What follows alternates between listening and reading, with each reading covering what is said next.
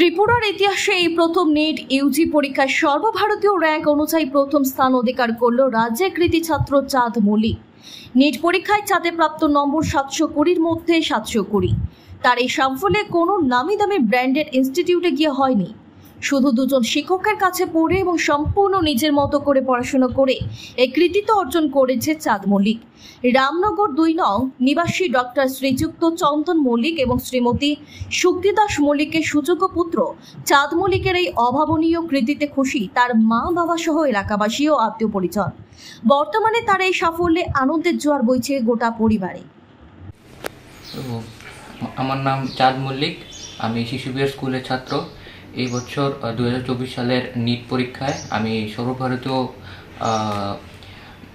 Rank 1 এসেছি। আর all India rank আমার 1 এবং আমার ক্যাটাগরি ওয়াইজেও আমি 1 এসেছি। আর আমার নিট স্কোর ছিল 720। পরীক্ষা কততে ছিল? পরীক্ষা 720 ছিল।